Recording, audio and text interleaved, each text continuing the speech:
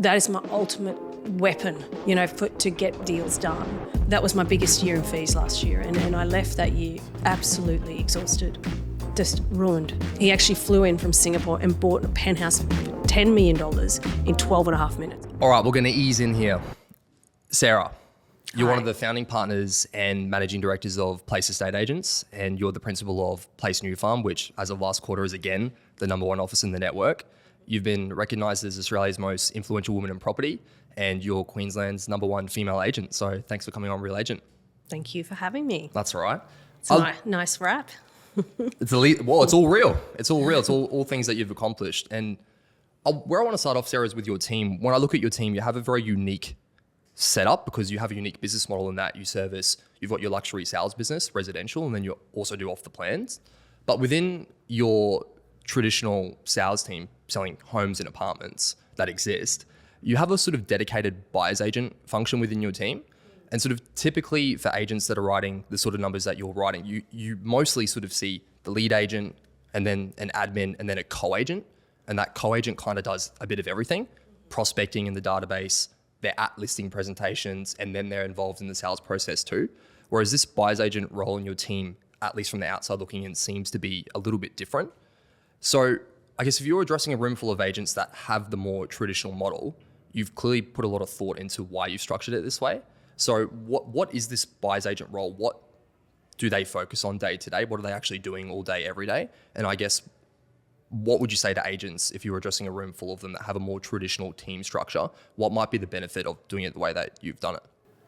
Yeah, it certainly did evolve. So I had a team with a co-agent role, but then I decided I wanted to double my fees in a year without working, ridiculously hard, because I work ridiculously hard as it is. And I said to Lauren, she was basically my shadow co-agent, followed me, came to presentations, got to know the house, very much was, we had the top 10 buyers list for every property we listed. There was a discussion we had after who's going to buy it. And then I said to her, look, we don't need to see each other. We can actually do two completely different roles and do double the amount of deals. And I said, are you okay with that? And she was like, yeah, absolutely. So we redefined her role that I'm listing these magnificent properties and I do incredibly, great marketing campaigns. So we do, fantastic advertising in the Courier Mail. We'll go Fin Review, the Australian. We'll do we get a lot of editorial. So we get a lot of phone calls. And we get a lot of buyers that are calling, and although that might not be in their price range or the right home, we want to capture them because they're nuggets of gold. And anyone looking for a property that's 5 to 10 million, they've certainly got a pretty nice home to sell as well. So it's a double deal. And I just couldn't keep up with the quality of inquiry, like to get to people and really to have those important questions. So I decided I needed someone that was just really good at that. So working buyers that are looking in high end, because they're incredibly busy people. Now we got the wife and the husband working with a bunch of kids. Like, everyone is at their limit. And to have someone that is assisting them, giving them first chance at new properties coming on, no charge, was a way of me giving to my sellers an excellent service, a platform that's different. And it made my job easier. So my job is I have a phone number for my sellers and for buyers that are negotiating. So that's what I do. So I will look after the seller, all the feedback, all the open houses I attend. I like that because that's building rapport with the buyers, and that's my commitment to my sellers. But all I do is negotiate and list properties. And Lauren will get that pipeline of buyers ready, because the other thing in high end, people are incredibly picky, right? So they have to miss out on a few things. They have to see a lot of homes before they know it's the right one. So they need to go through an education process. I have this great client. He actually flew in from Singapore and bought a penthouse for $10 million in 12 and a half minutes, right? 12 and a half 12 and a half minutes. Went through it, had the plane booked, said, I've got 12 minutes. Wife and him, beautiful people, really humble. Lockdown in Singapore was shocking. It was two-person rule, so your child could go out with one adult only. So they've never been out in 6 months as a family, out of their apartment. So pretty motivated to buy something. And, sat and had a glass of champagne in their seats at the plane, and he offered 8. I said, it's not going to bite. You're going to have to be at least 10. Oh, I don't want to. What about 9.5? Not going to bite. 10. All right, we'll pay 10. So, and DocuSign. Done. Oh, so that you mean literally you DocuSigned it? DocuSign. Look, he's on an 8-hour flight. Wow. We've got to get him. So anyway, this client is looking now for a house. And I love them. When you just like people, they're just beautiful people. And I said to them, look, come have a look at this house. And he's like, oh, it needs to be a bit bigger. It's beautiful, right? Magnificent. And she loves the style.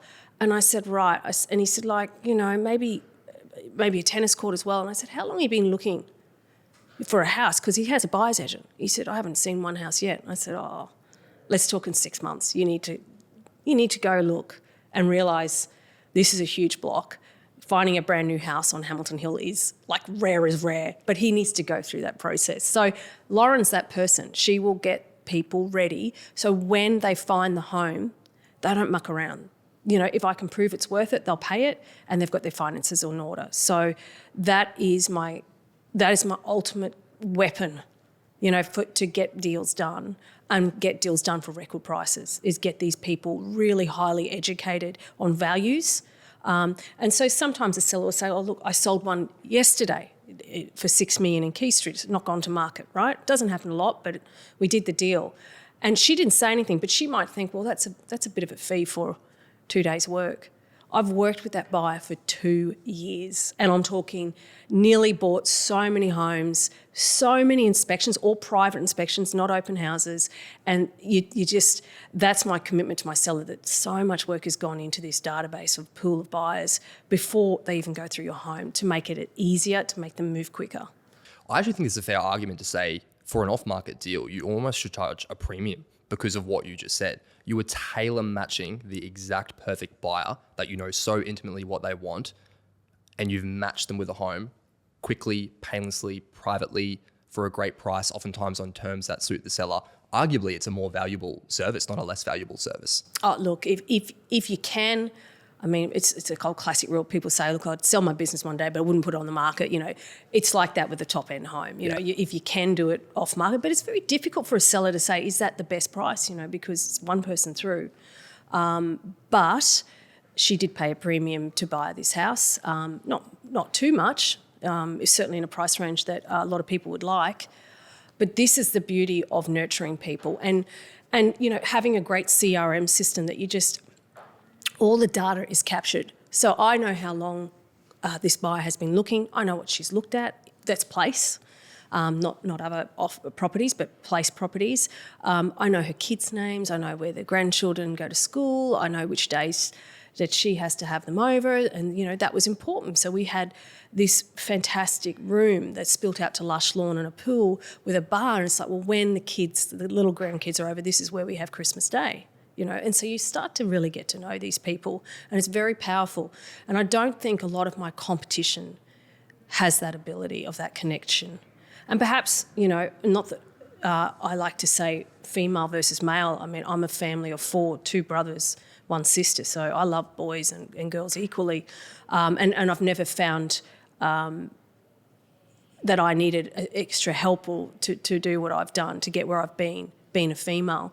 But I think that connection of having a family, knowing how a home works, listening to what they want, having total understanding of that has helped me listen to a buyer more clearly and match them to a better property.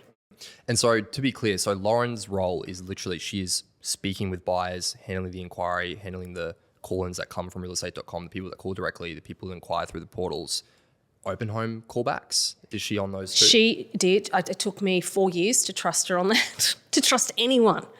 It's a bit like that, isn't it? When those kind of people in those homes, you want... Yeah, but I want them called on Monday morning, and if I only take on 8 pieces of property on a Saturday, right? So because I can only do 8 hours of opens, right? So 9 o'clock to 4 o'clock, 2, 3 and 4 are private viewings. So these are some of these big homes that have been launched. It says call for a Saturday inspection. They're worth close to 20 million. They don't want open houses. So, and we understand that, so we cater for that. So we have locked in times till 4 p.m. is our last time. And that's my commitment, that I'm always there on a Saturday. If I go away on a holiday, I go Sunday. Like I'm always on a Saturday at work, because it's the day where I meet 100 people, and I've given my commitment to the seller. But Lauren does a great job. So on Monday morning, we go on LinkedIn and we see what these people do. You don't. We certainly do. That's Wow. the first thing we do. And it's not to be nosy. You want context. You just want context. Well, I want to tell my sellers they've got the capacity to buy your home, and they want to know that at a certain price point. If they got the dough, and we want to know who they are. And the other thing we do is we look at core logic, what they're coming from. Like what is it? If we can't find them, it's hard. Like there's a lot of Singaporeans, Chinese that Mr. Ling. It's very hard to establish that. So we will have, and we have role played comfortable conversations for myself or Lauren to say, look, can I ask what your comfortable spend is? What is it that you're looking for? Are you in a position where you can buy, not subject to finance? What have you looked at? What's your favourite home you've seen? And so our reports are just so good for a seller who's selling a very serious piece of property. We tell them that the husband and wife are surgeons. They've got 4 kids. One's about to go to uni. So we need the fact that you've got the 5th bedroom is key. And we can certainly, you can see who's going to be. You're not going to go to an auction day with me and go, is anyone bidding? Like, we've already asked the question. We've had a meeting. We've had our second meeting saying this is how many bidders are coming. This is what their comfortable spend is. I mean, I'm just doing a listing with an agent in place, and I said, what do they want to pay? Our reserve meeting was yesterday. And he said, they won't tell us that. I said, what? Of course they will. Just say to them, we're sitting with the owners and we need to set an accurate reserve. So would you mind telling me what it is that, I don't need to know your top price, but what you think it's worth, and I promise you I'll go tell the seller and we'll try to get the reserve as close as possible so we can sell it to you tomorrow. They always tell you, they might not tell you everything, but if it goes over 5, we're not interested, they'll tell you. They want to buy the property, they'll tell you. And so these are the conversations and the points of difference that I really share with a seller when they're trying to pick an agent. Like, why me? I'm pitching an auction, I'm pitching top offer, I'm pitching the campaign the same agent is pitching. And it's the same crew that I'm against every time. And you can become similar, you can be like, it's just a different brand. But no, this is what we do. This is what we do differently, and this is what we own. What has been incredibly powerful for me is a list of names that are potential buyers for their property at the presentation. At the presentation. And genuine, like no crap. And in fact, they know... With surnames as surnames, first names. Sometimes I do both. Just a little bit tricky because sometimes they can identify each other if they know each other. I usually do first names now because surnames are just a giveaway in that XE price range. Yeah. And then it's just a phone call to a mate and that's But I'm quite happy to say there is a buyer. This is so powerful that they know that would be interested in your house, and they go, you know that. We already knew that, but you know that. It's powerful. See, this makes perfect sense now why Lauren does what she does, because this is the sort of deep science of buyer qualifications. This is no joke. You've said a few things which really resonate with me, like the amount of time they've been looking combined with how many they've seen in person. That's like my frustration score for me. So if you've been looking for 4 months and you've seen 15 in person, now you're starting to get attuned to, because like you said, at this end of the market, you're not going to tick every single box, almost never, unless you have an infinite budget. So there needs to be an 100%. element of compromise. You need to see homes to know that you're going to have to compromise. This is very interesting. That's an advertisement for a buyer's agent in your team. And then you said something else very interesting, which is this top 10 buyers list and your in-listing presentations with buyers lists. And I guess where I go with this, you mentioned Quay Street off market, 6 million. If you're only selling and dealing with the hot inquiries and the hot open for inspection attendees, you're leaving so much GCI on the table, because there is, like you said, all the addresses that these people own with, if you have an accurate knowledge of what everyone's actually wanting and who's very serious and who's not, you can do a lot of matching and a lot of pushing. There's another story, I don't know if you'll remember, but you said there was this $4.85 million house at the end of a cul-de-sac surrounded by really average homes. And It was beautiful and private once you got inside, but and the buyers didn't want to go. And that was the push from your team, and they bought it. They bought it, yeah. There's little nuggets of gold that you hold on to. And look, I mean, the other frustration can be that someone will pitch that they've got this international database and, you know, the franchise is you know, connected with Asia and this and that. And you know, look, I've had so many agents come from different franchises and it's just not there. It's not, it's a, Well, it's how a is bit it of practical? Practically, if they can explain Yes. how that happens. This What do you mean you magical- connected with Asia? How? What? Like, Yes. Yeah, there's this fresh You mean they don't database just go on of- realestate.com and inquire for realestate.com? Yeah. So look, you know, this works for me. This works for my sellers. This gets results. The other thing it does, which is core to me, this is my core value, is customer service. So I was 4 years old when my mother went in to start a cafe, a restaurant for Westfield Shopping Centre. And she had to pitch against 5 other restaurateurs and she'd never done it. And that in itself was pretty fantastic to see that my mum won this contract. And I watched her just turn people from having a shit day, sort of, you know, going in to have a meal, bit tired, to leaving, smiling, happy. I'd hear people say time and time, gee, that lady's lovely. Gee, what? And she generally was. But she put so much effort into that customer experience. And so that is what has always been my driver. And I connected quite quickly in my career. In 1997, I started in December, I met up with a guy called John McGrath. And this was when he was a real estate agent. So I went to his auctions and he just sold the highest priced home in Australia. He was quite young at the time. I remember that story. Yeah, he was mid-20s, I think. Yeah, from memory, yeah. And my sister knew one of his friends, so he kind of said, oh, I'll meet with her. And he always talked about, if you're ever frustrated, if you're ever in a rut, go sit in a 5-star hotel and watch the little detail they do, the points of difference to make a customer remember the experience, and try to implement that into your business. And that attracted me to real estate. And 25 years ago, it was pretty unprofessional in Queensland. Victoria, polished. Queensland, first thing I did was go see my competition, and no one was taking names and numbers at open houses. The agent was actually smoking at the front fence. He actually checked me out as I walked in. Call me if you're interested. See ya. You know, like I was just like, okay. So I turned up very young, but just good morning, sir. How are you? My Simple name's things. Sarah. If you have any questions, I'd love to help you. Could I just tell you one of the features of the home, and then I'd love you to enjoy it yourself? They were just walking and going, who is this person? She's a bit, you know, different. And it was literally just having manners and doing just a tiny point of difference of an experience. And then obviously with my sellers, you know, they just saw this bundle of enthusiasm. They're like, do you ever slow down? Like, you know, you're just full of energy. And then with Lauren, because what embarrassed me one day is I saw a buyer come back for a second inspection and I hadn't had the time to call them yet. And I'm very tough on myself. Like, no one needs to be tough on me because I've already done it. You know, so you don't have to worry working with me. You know, if I stuff up, I've beaten myself up so bad. And that's when I just said, right, I don't want to be embarrassed to see a buyer and I haven't returned their call. So every single person that goes through an open house, we have called you, I promise. And we have texted you when you go to voicemail saying, we've just called, we'd love to know your thoughts. And we will call twice. We won't call 3 or 4 times because people get annoyed. But that just makes me feel comfortable that people don't go, oh, she's lazy.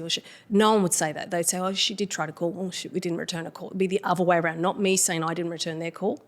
And I was listening to a podcast, and I can't remember who the agent was. It was a Sydney agent. It was only a few days ago, and he said the best thing you can do is be available.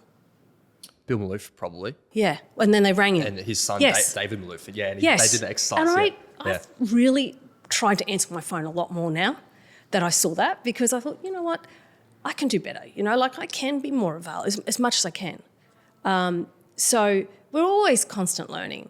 And for me, I mean, to do this for 25 years, I mean, I've had 5 Saturdays off a year, 25 years. That's not many. And I have to be evolving. I can't keep doing the same thing the same way. So we really have flipped a lot of my business since 2019, before COVID. we were ready for change. I was ready to just do it. I mean, I had nothing to prove. I don't really compete. I'm one of the business owners, so I'm not at the sales awards. So it's just in my own head. But I knew I could do more, and I knew that the way to do that was, yes, I've got my secret ammunition in Lauren, but I also have this secret ammunition in Belle. And I found an EA that just got turned on about databasing. And What does that mean? yeah, so my favourite thing in the business is prospecting. It's the best thing. I heard you say in this. the I was business. so surprised when I heard I that. just love it. I don't cold call as much as I'm warm because they've heard of me. Yeah, they know who you are. But they get really surprised. I call them, and I'm like, well, why would you be surprised? You're awesome, and I want you to buy a property. And I don't door knock and stuff, but for me, I do clever prospecting. That person should look at maybe this property, and then if we can amalgamate that, and we just try to be fun and creative in this business. And Belle loves databasing. She loves systems, and I love systems. I'm so obsessed now that if we have something new that we implement in our business, if it doesn't have a system, I'm not doing it. I want to go to bed knowing that everything is done. And if I died, everything is done. It doesn't rely on me. The only thing I rely on is doing deals and getting new properties and looking after clients so they're raving fans. That's it. So when you say has a system, do you have like a manual somewhere, or like what does that actually We mean? have checklists on everything we do, right? So as soon as you list to sell, if you ask me to your house, no matter what, I'm thinking paint colours, do I need to style? I might sell in 3 years. I'm going right now. I'm selling. You are now a client for life. So if you make the effort to ask me into your home, I will make the effort to stay in contact with you until you decide what to do with that property. So the Client for Life program is once every 3 months, you will get something in your letterbox, which is beautiful. It is a property report of the Prestige and Riverfront in Brisbane. It costs me about 12 to 15,000 to print. I know my competitor spends 100 grand on his one, and it's fantastic. This one for me is enough for me. It's high quality. It's got the highest sales that have happened.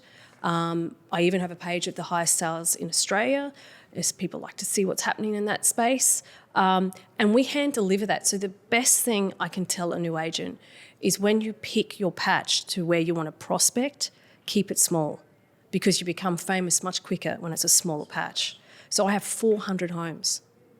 And I can write. So that print run, you're only delivering to 400 homes. So I print 1,000. We do put them in our, when I'm going to a presentation or a pre-listing kit. So you keep a few kit. aside. Yeah. And then we've added just a couple of River Avenue streets, but that's it. That's all I run. Wow. And then we work open houses exceptionally. So then I obviously get sent to other areas and excited to go to other areas. But that was my core. So Client for Life, you get something in the letterbox. We'd hand drop it. There's 5 girls in my team. We all do, so in case we meet sellers. No way you're doing this, because this is the first thing everyone outsources is a letterbox Yeah. dropper. No, that one we hand drop. I want to make sure it goes in there. We're talking probably, what's 12 and a half? We're talking $12 to $15 per book. I want to make sure they get it, But it also, it's Lauren will chat to people. Like, this is the little nugget of surprise with Lauren. Lauren's bought and sold 17 properties. 17. Yeah, when she was young. She lives on the river at Bulimba. I mean, she's a great asset for me. She understands stuff. She's had 3 kids. She can relate She is to the busy customer. life. She's Yeah. the customer, Yeah. right? So she's dropping stuff. She's a different persona to me. She's more, what would you call? We call her like. We're not going to say approachable, Sarah, but Yeah. She's more friendly at like dressing and everything. I'm more corporate, but we're certainly a good mix. And she, like, I consider her as one of my best buddies. But we hand drop that. We stage it out, and then anything that has sold obviously is dropped to them. If they come to an open house, we will make sure that we thank them and send them a brochure, and usually by text. We tag every Client for Life with a suburb. So if I've got an auction coming up, so I sold one tag in the CRM. CRM. Yep. And so for 15 Wentworth Parade, we had an auction and it sold the day before. We would we would text and say it's a record result for the suburb, and that anyone that lived in Balmoral got that who was a client for life. And we could do Bulimba as well if we wanted, whatever. But you can really target people and get 50 really good quality texts. Not 1,000 blanket, how good am I, but people that would want to know that.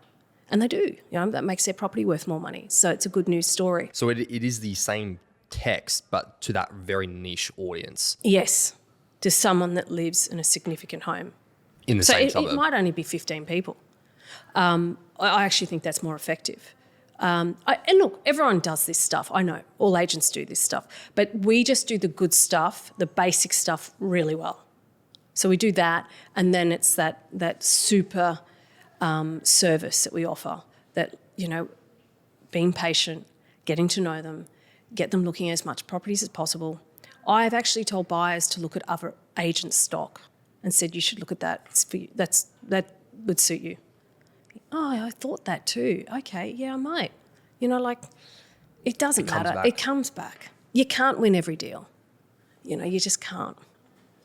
Role clarity, this sort of dovetails with what you said at the beginning of this conversation, which is you wanted to double your fees, and you talk about this, what are you doing to stay relevant? This question that you ask yourself, and sort of you were like, nah, I'm going to rip it all down, build it back up from scratch. And now no two people in your team do the same thing. We have lanes, But really strong lanes. You really have lanes. Yeah.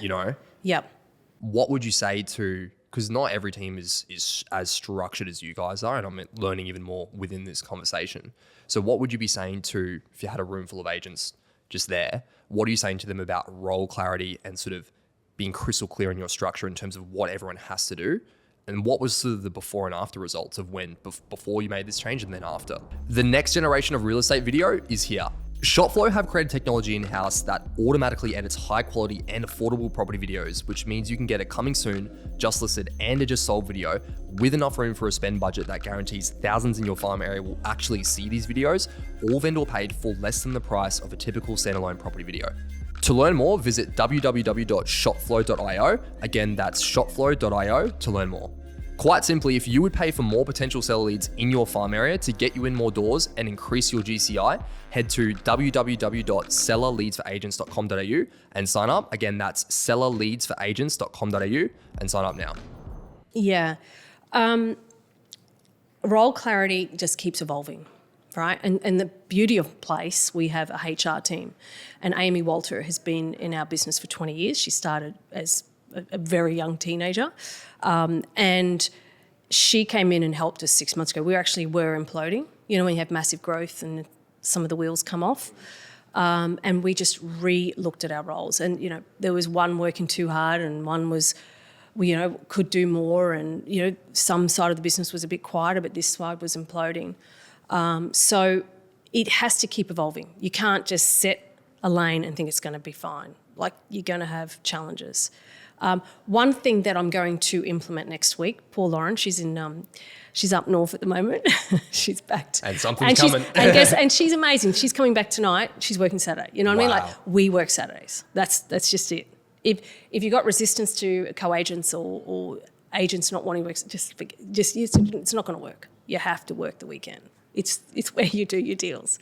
It's where you meet the people. I'm going to sort of really hone in that this 9 till 12, you can't go see someone and get the painting quote with this top end home. You've got to get quotes. If you're going to see a stylist and make sure the styling's done well, because we do that. We micromanage that sort of part of the business. It's got to be after 12. We need to get really serious about making calls in the morning and having a plan of what we're doing each day. Who are we, we really do. If you look at, a client was telling me there's 8 billion people in the world. There were 660,000 people that have 30 million plus in the whole world. It sounds like a lot, but I'm selling a home at the moment that they want above 20 million. We've got 3 offers on it, and that's probably the only people in Brisbane that have that money right now. If you look at 660,000 people have 30 million plus in the whole world. So we have to, it's like sifting through a huge funnel of buyers to find those 1 or 2 people that are interested in this really high end. So we have to be really good at it. I mean, it's a high-end jewelry business. You know, you got to pick the right timing. Is it a special occasion? When is the time to sell this magnificent home, and then when is the time to buy this magnificent home? And it's a big effort to get that to happen. Is there a Brisbane record cooking, Sarah? There will be. Wow. There will be. Heard it here first. There's been a few. Unfortunately, one we did late last year was a confidential sale. And look, I respect that. Like, you can understand. I mean, we bought our house, Damien and I, in a trust and didn't want anyone to know. Like, it's just, we love privacy. And I think that's the other card is we do play a good discretion card in our business. It's so important. If you don't, you just... Yeah. It gets out so quick. Yeah. And, you know, that probably would have got me a lot more business if I could promote that sale. But, you know, that guy has been a client twice with me over 15 years, and that's just the promise you make. On incentives, this is sort of more advice for people that have EBUs and teams. So every single person in your team, right down to administration, can earn performance-based compensation or commission of some kind. If I've done my research correctly, let's hope I have. So yes. Again, if you're addressing a room full of agents here, why structure things this way? And I find it a little bit ironic because as agents, you sit in a living room opposite a seller, and the gist of what you say on pretty much everything is cheap now equals expensive at the end. Cheap commission now, expensive at the end when you have the wrong agent. Cheap marketing now, expensive at the end when you don't get the price. Pay your team just enough to keep them happy, expensive 18 months from now when they leave and you've got to replace them. Find someone who's actually capable, retrain them. It's another 6 months until they're up and running again. And then the 3 months before that, when the team member said, no, I want to leave, and they weren't as good for 3 months before they officially handed their notice. So if you're sort of cheaper now, it actually is expensive later. It's potentially just a smarter thing to just pay generously and then create a structure where everyone can earn great money, which is what you do. And performance-based, so they feel a part of it as well. Yeah, I think, look, I've been a business owner for 25 years, so you just can't give these massive salaries in case a market changes, right? So commission-only agents, if they do the deal, they get the commission. With regards to having a team, if you're doing the deals, there's ample money to give more to the team. If it's not, then, you know, so that is a great way to not go broke for any new agent, rather than massive fee. So my advice is you give a fee per listing. For me, it is per listing. And it certainly is on the sale, so it has to be sold. Yeah. But the fee is, for me, to list a property of mine, like Belle has to have unbelievable copy. We're getting architectural photographers in, 10-day turnaround, like not 2 days. We're doing videos that are considered like movie cinema videos. We have clients that love their house, that want to run the show they've been CEOs their whole life. We have double page spreads. You name it. Like the floor plan is 3 pages long. You know, we've got the first, second. We have to put the third on the second page. Then we've got the site plan. Then we've got the river deck. You know, the river frontage plan. It's intense. So for her to list something is a lot of work than than where she's from previously. Fortunately, when we sell, we try to get great terms. And if it's like I'm an auction agent, I'm passionate about it, so it's done. It's cash unconditional. So that end of the process is easier. And then obviously my reporting is, we do detailed reports, and if they don't sell in 30 days, you've got to keep them in love and keep in contact. So it certainly is, running the listing process is the big work. So I feel like with Belle, she doesn't like me talking about it because she's quite a beautiful, humble soul. But this is a place for people to learn. So I'm happy to share that she gets a clip on each deal. Her commitment to me is she's available Saturday with all DocuSigns and, you know, all of that. I mean, all of us should know how to do it, but it's great when I'm on the road that it's accurate, it's done, we don't stuff up, and I can keep doing opens and we can keep moving, keep the momentum going. So she's really happy with that. Lauren's on a bonus structure. We actually put up the bonus structure, we put it up at Christmas, the higher end, so the more she gets, we're doubling some of that for her, so to really motivate her. And, you know, we're renovating her house with the bonuses. Like, I was like, that's going to the roof, that's doing the painting, that's doing the garden. Like, we've got a plan, you know. So, and then Charmaine is my other agent that works with me, running off the plans. With the construction crisis the way it is, we've done 3 massive developments over the last 3 years, which has been fantastic. Thoroughly enjoyed it. We are flipping to selling, I call second-hand apartments, but apartments that are built, and the demand for that is out of control. So we have flipped that business quite quickly to target sort of 8 buildings, and we'll just get no one in those buildings to sell those properties, because what I have is a massive advantage. I'll tell you, and then everyone will know. I've spent 4 years with Kevin Seymour with his development, and we nurtured and met physically 2,200 buyers went through that display. Because you had the showroom, yeah. Yeah, looking for an apartment. The wealthiest people in Brisbane I've met, like, and nice, like, wouldn't even know they existed. Had to meet them to tell them what you're building. It's a 30 to 40 minute conversation. It's not 5 minutes on an open house. And it was a beautiful property, so people wanted to hear about it. And I have that database of people that I have met, looked after, and I gave up 4 years of Sundays. So they can take advantage of all the hard work I've done, these sellers that have beautiful apartments, and I can guarantee them those people will come through their property or know of their property. Powerful, very powerful. And sort of moving forward here, so we work so hard to get in a door, and I remember reading a quote from you, which is, of course, a sale excites you, but it's more a recognition that you followed the process correctly. When you get called into something really special, and there's been a few even just in the past year that you've been wanting to sell your entire career, and you finally got the call, and some of them never been to market. It's seriously exciting. What are all the things that you do before you get into the listing presentation, during, after? Like, if there is something you seriously really wanted, how are you handling that? And then I guess as an extension of that, what would be your advice to agents listening on maximizing the opportunity that does come across our desk? Because sometimes too busy, and I won't send there's no pre-list video, and there's not enough research done. You don't have your top 10 buyers list in the listing presentation. Small things that make you stand out to find margins where you win or lose by. It's the small stuff that's what stands you apart. And you have to push yourself and say, what's my point of difference? Ask the question, who's going in? Don't badmouth your competition. In fact, I get on with my competition. We all work hard, and we can all make enough money. It's easier to get on with everyone in the business, but I also like to know what my competition says about me. And I think you need to know that. So my competition has said to my clients, she's too busy, she has kids, she's a working mum, and then all this other stuff which I won't mention because it's not important. My biggest asset to my clients is that I am a mum and that I am connected to the school network that buys in the area where I sell. Every single home in the price range of 5+, they might be either empty nesters or have kids. They're certainly not 20. And I'm connected to all those schools. So all of the parents connected to that Facebook page of all those private schools, we're already connected. We already know them. We can make sure that your property can go up in lights. So I actually said to one client, take advantage of me being a mum.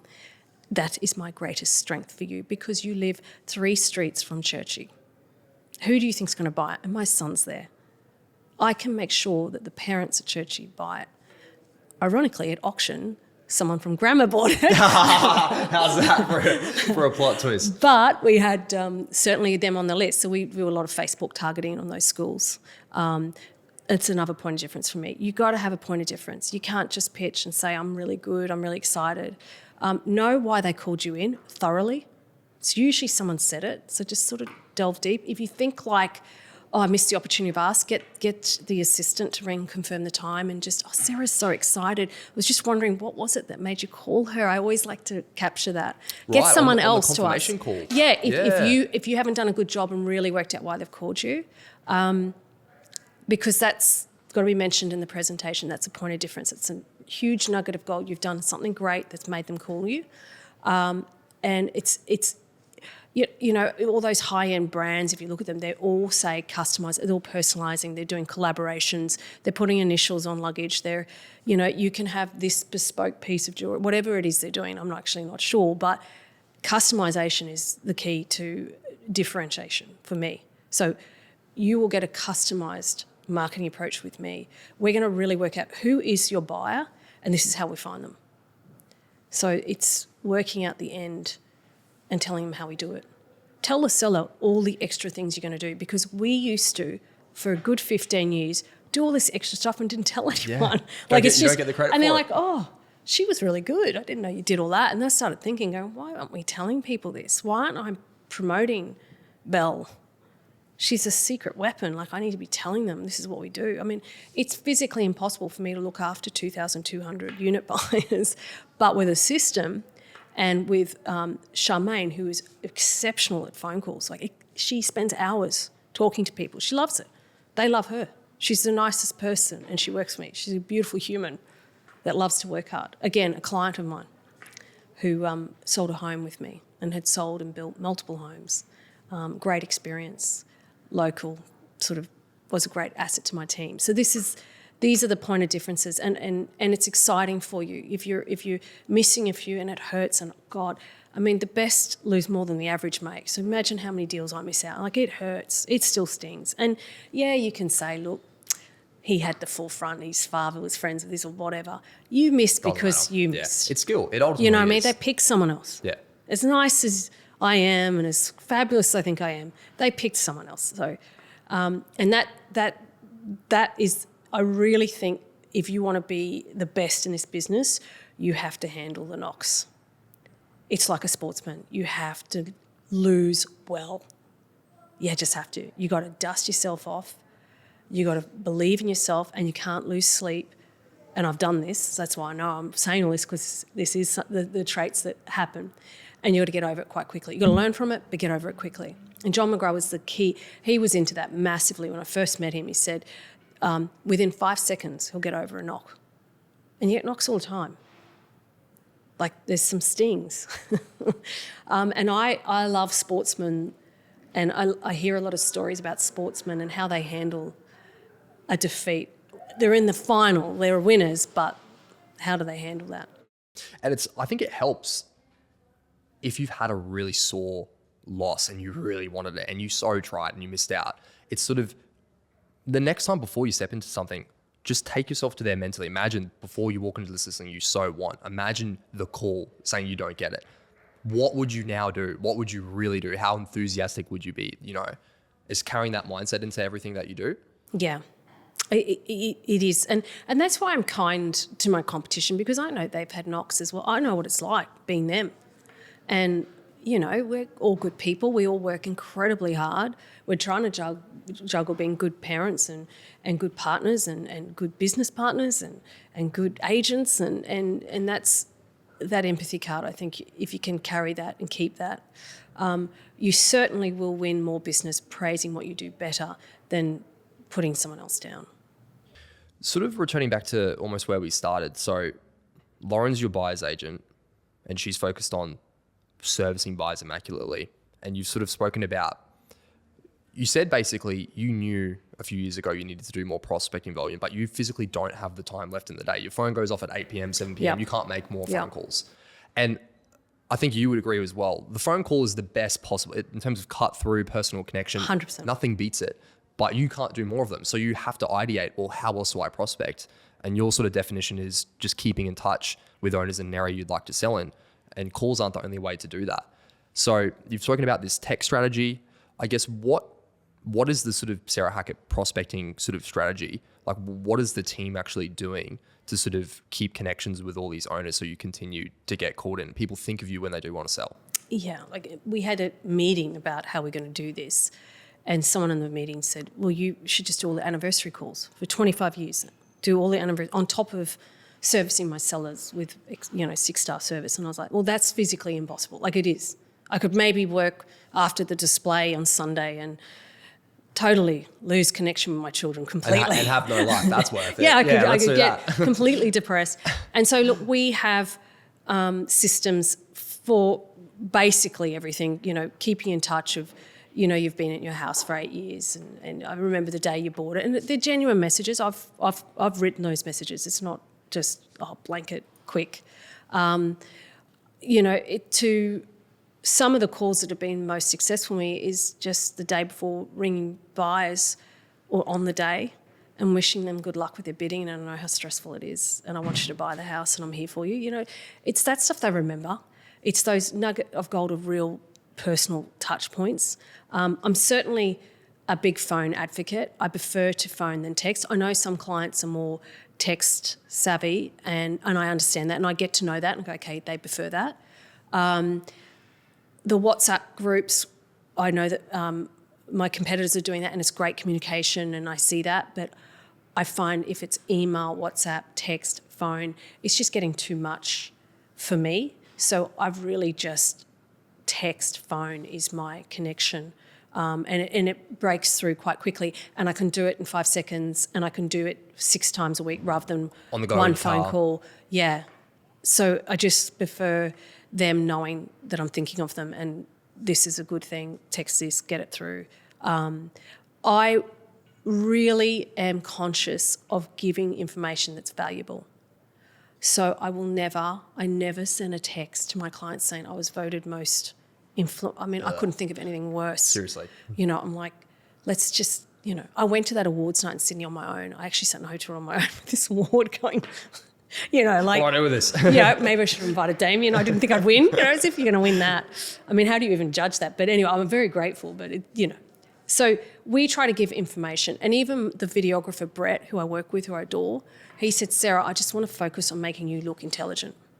So I'm not jumping out of houses going, yippee, and I know people like to look at what you're wearing and things like that, and I know that's the necessary evil, but I try to give value or experiences about the property and sound intelligent through everything I do.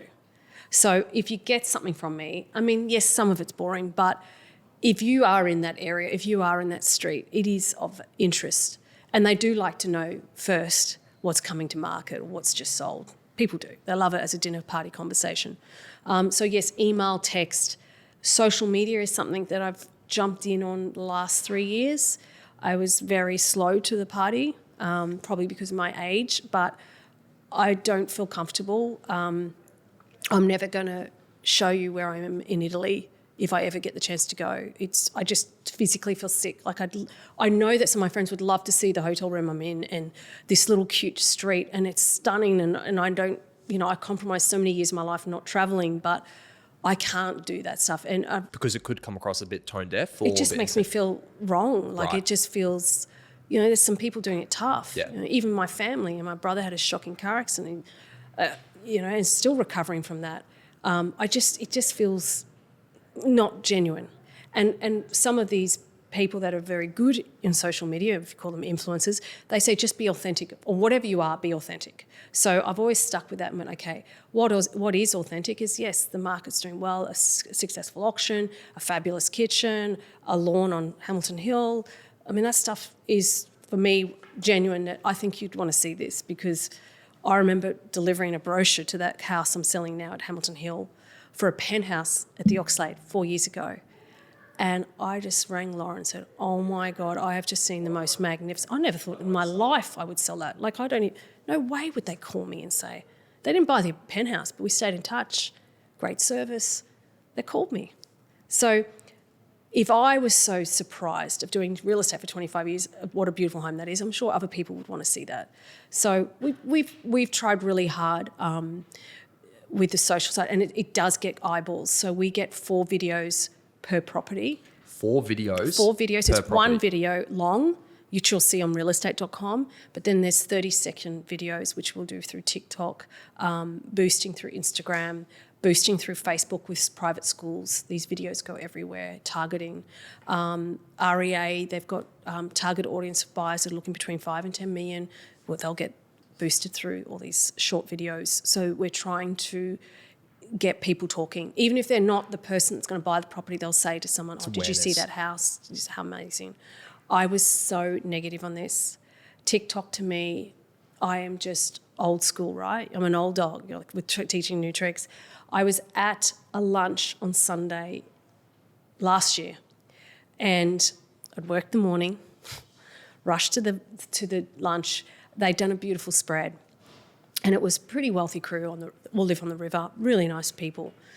The guy's about 55, and he said, "Oh my God, I saw that TikTok video of that $20 million apartment."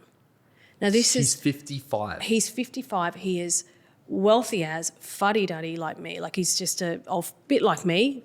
Obviously, he has a lot more money than me. And he said, "My daughter sent it to me. My son sent it to me. And then I saw it myself, and they said, 'You should buy this, Dad.'" Stop it. So I had to apologise to my social media team and say, you're actually doing good "Okay, work." you're right. I'm wrong." And I always have this rule. I love being wrong. I love being wrong. If you can prove that works, and I've said it hasn't, I'll be your best advocate. I'm just open for change. I'm open for any way of doing things better. Happy to be, no ego. Like, that was awesome to me. That was like, okay, you're on, you're right. See, that's so interesting because this show's partially initiative by a business called Shopflow, which sort of amplifies agent and agency profile through property video. And it's just very interesting to hear you've done that, you've put it on TikTok, low expectations, and it's actually, you know. It found a buyer that could afford it. And probably. That's genuinely remarkable because that's very interesting. You wouldn't have thought so. Straight to, and that whole crew heard that, all those potential sellers. So sort of returning to your sort of phone call prospecting, when you do have the time to do some of it, how do you decide day to day who you call? Because there's this hard problem of, you've said Bella's sort of obsessed with the database, but then you're constantly on the run. So how do you access how does that all work? Because it's all kind of on your phone, I guess. Like, are you just using your contacts mostly? And then how do you decide who to call, what to say, that sort of thing? So again, don't rely on me. That's what the team's for. There's reminders of every time I see someone. Are they going now? Got to call them 3 times in that week to get that business. Are they going in 3 months? We'll call them once a week. Just keep in touch. So we'll sit after a meeting or on the phone, 5-minute rundown. This is what I said I think it's worth. This is my commission rate. They want to do an auction. They don't. They want to do crew mail. They don't. They're ready to go now. We're in competition. She knows, and then I have a call list. Don't have to think. Systems. And I forget to call some people, and she's given me a list and said, "Remember, you got to call him." Oh shit! Yeah, that one's. Oh my God! I wouldn't have called them, but it's a system. I do not want to go to a meeting without a plan, and I do not want to be dependent on that.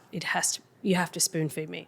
You give me something to do, I'll do it. But to be negotiating a really high-end pointy deal and remember 5 people that I met last week. It's too much to hold in the brain. Yeah. So, and it's not hard. It's just putting in how often you want to speak with them, because she ticks, are they A, B or C? So. Systems. On your sort of routines and energy management, you've spoken about you've sacrificed travel. I've heard in the past that you're working every second Sunday for a few hours. What does your routine look like at the moment? Like, what's a typical working week? I think I heard you say that you take some Mondays off sometimes. Yeah. How do you, because you can sprint all day long, like you said, you could work 7 days a week. There is 7 days, 16 hours worth of things to do in real estate. It literally never stops. But you're not going to be around forever if you keep working that intensely. So you have to take breaks and keep your energy on point. My best phone calls are done in private space. I find if I have to challenge someone on price and have not a heated conversation, but I'll give you my thoughts if I think you're being unrealistic. In an open office, you can't be as free. So I can sometimes get on a roll on phone calls from 6 p.m. to 8:30, and I've just achieved more than the 10-hour day I just did. So I don't have routine hours. I love sometimes that 4 phone calls, 2.5 hours, and I've just done a heap of stuff. I've just achieved what I needed to do, but I had so many appointments I couldn't. I have Sundays off now, which has changed my life. Last year, I was doing a 13-day fortnight. Oh, it's a lot, Sarah. And I've got 2 young kids and 3 older kids. And we've got 500 staff, and I've got a husband that works in the same business. I mean, my plate is full. It was overflowing. And that was my biggest year in fees last year. And I left that year absolutely exhausted, just ruined. And I had to do some property videos because I was having 3 weeks off from 28th of December to mid-January. And so I had to do videos right up of all the new stock for January because we had this massive launch in January. And so 21st of December, I had a family lunch and then did a property video at 2 p.m. at the Oxlade. It was ridiculous stuff. The good thing for me is my clients have Christmas off. They just do. Like, they've got money, they go. And it's a school holiday market It's a school holiday market. Easter's a good time. It's the most expensive time to travel, flights, accommodation. And we did, like last year, we did February, Damien and I, and it was a disaster. My phone's ringing off the hook, and I'm going to answer my phone. It's just stressful, isn't it? Like you don't feel good about it. You're not on holiday and you're not at work. Yeah. It's the worst place to be. And look, Damien's supportive. He's in the game. Like, he's never said, oh, you're going to take that call. He doesn't do that. But how do you actually unwind? And so Christmas this year was the most superb holiday of just, my husband got very sick. My daughter saw New York for the first time, and she turned 13 on the 29th of December. And Holly and I went shopping and went ice skating and just did things that were just so, I was just looking at her looking in the eyes of the love of my life, experiencing things that I could give her. And Damien actually got COVID in New York. And then we went to a ski trip to meet our big kids because one's living over there this year. And he got pneumonia and it was downhill. He fell unconscious. We had an oxygen mask, the altitude. I mean, he was seriously ill. And I had to be with 5 kids on a ski field on my own and then be home every night with him, enjoy a glass of wine. That's all we could do. But we didn't see anyone. We were very insular. No makeup needed. No, it was just pure downtime. And I came back a new person. And so you just need that quality downtime throughout the year. You need a break to come back and negotiate strongly. You need to be fresh. And so I've always had Damien.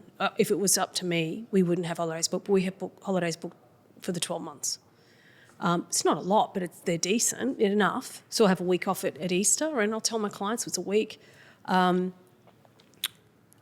Every Easter holiday I've done at Noosa, I've driven back on the Saturday. I will tell you that. And I'm doing it again. Wow, dedication. But I'll have Sunday off and I'll have the whole week before, So, I can't change everything about me. But that is key, that recharger for me, and something to look forward to. And all the top agents, I've listened to all of them. Alexander Phillips, he had 3 weeks off at Christmas time, and skiing for him is his zone. Some of them are building up to 3 months of the year taking off. I have increased my holidays, throughout the year. And the team works very, very well. And then, Lauren has a commitment to me. She doesn't go when I'm gone, and I don't go when she's gone. And we all take turns for Christmas week. The year before I did Christmas, and I didn't really enjoy that. Yeah, it's probably not the most, but sometimes you've got to do what you've got to do. Yep. Before we get to the final question here, Sarah, I'd love to talk to you about sort of the way you create emotional attachment with property. I guess emotional attachment plus fear of missing out through real or perceived competition with a really skilled negotiator, you're going to get a great outcome for your sellers. And I sort of think back to COVID times and when the interstate buyers were coming up in droves, which they still are potentially, but you'd put them up in the Carlisle, send them to SKB Yankar. You sort of make them fall in love with Brisbane when you talk about property. It's just the way you describe it. This restaurant's just over here and this is what you do on a Sunday with, you just paint these lifestyle pictures that even when I'm watching your property videos, I'm like, I want to buy this house. I guess that's a really important skill when it comes to the high end. And I'm sure it's probably a big part of your success in relating to sellers and relating to buyers, but it's because you are the customer as well, right? So you have a firsthand intimate understanding. If there were agents listening to this that were wanting to sort of crack the high end, what would be your advice to them on this sort of salesmanship and just in general, what it takes to sort of operate in this end of the market like you've done so successfully? The best salesperson for selling that house is the seller. So ask them what they've loved about the property. What have you most enjoyed about it? And I had a property and it was riverfront, but it was the front yard that was superb, north, with complete privacy, and that's where they had their cup of coffee every morning. And I told every single person that went before they saw the river, which was mesmerising, this is what they've enjoyed most about the property. Sitting here, complete privacy. And you couldn't help but not love that. I mean, they had great style and had properties everywhere around the world. And that was a genuine, beautiful piece of nugget that I didn't know because I didn't live there.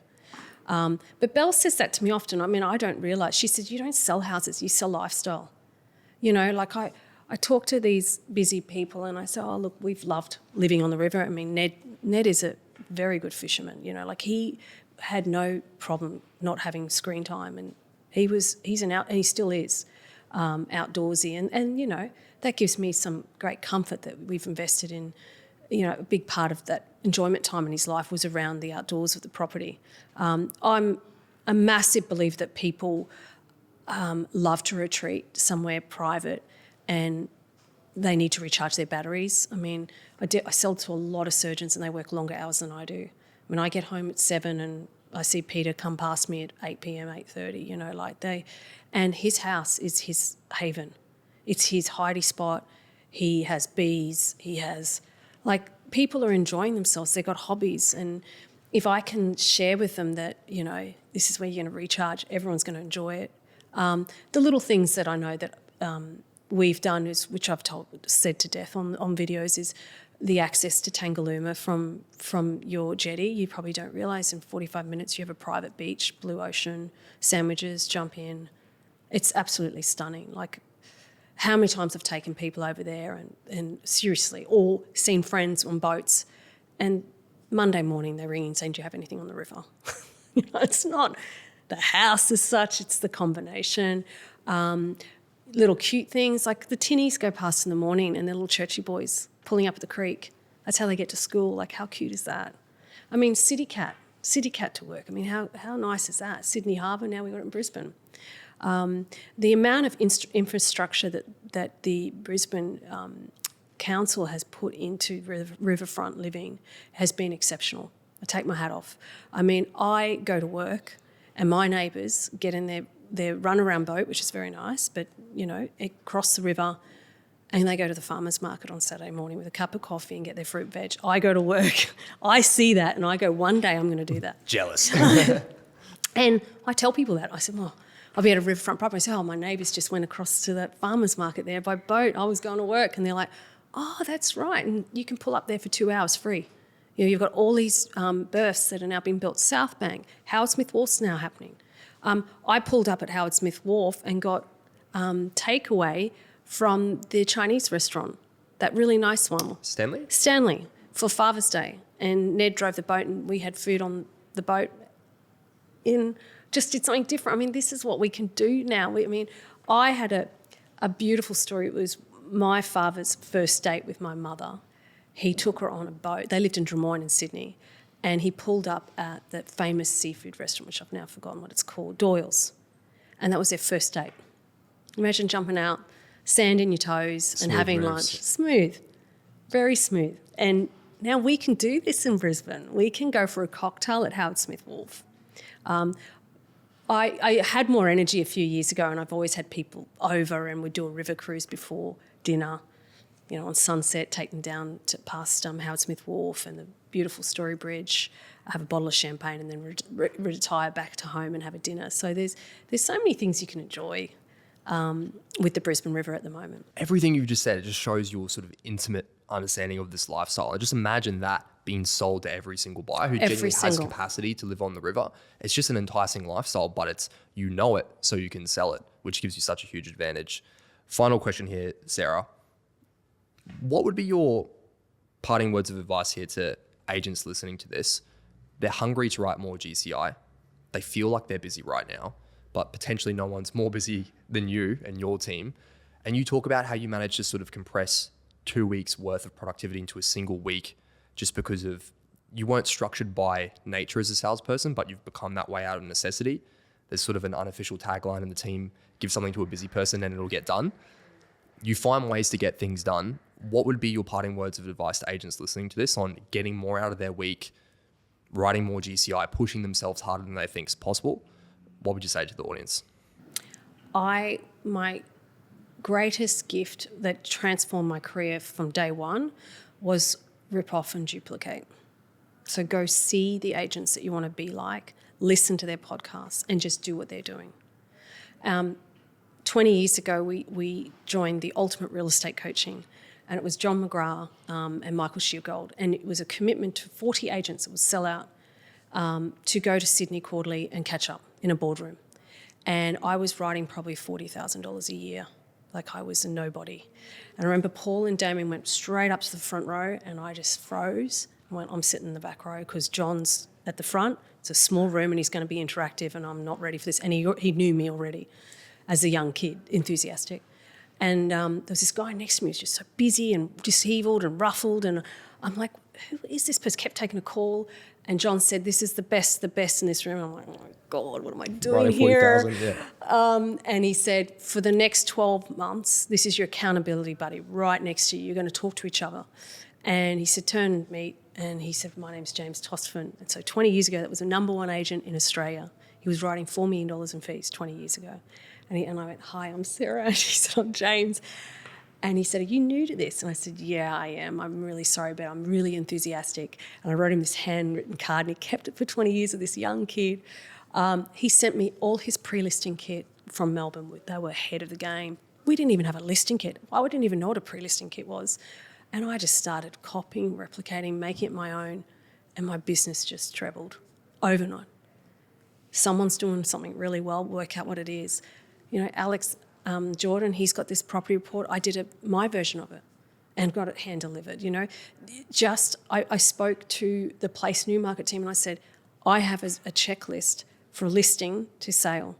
Belle will give it to you. You ring her or email her, and I'm going to check how many people email me. I'm telling you, you just have to implement this business and it will spit it out. We've got the same CRM system. Just do it. 3 people called. There was 25 people in the room. So just implement what is working and then make it your own. Phenomenal advice, Sarah. Thank you so much. This has been a genuinely awesome conversation. So thanks for spending the time. You're welcome. That's a wrap. Ta-da. Thanks again for listening to our 6th episode of Real Agent, and a huge thank you again to Sarah for coming on for today's episode. If you'd like to be alerted to new releases for this podcast, if you like what you're hearing, subscribe wherever you get your podcasts, whether that be YouTube, Apple Podcasts, or Spotify.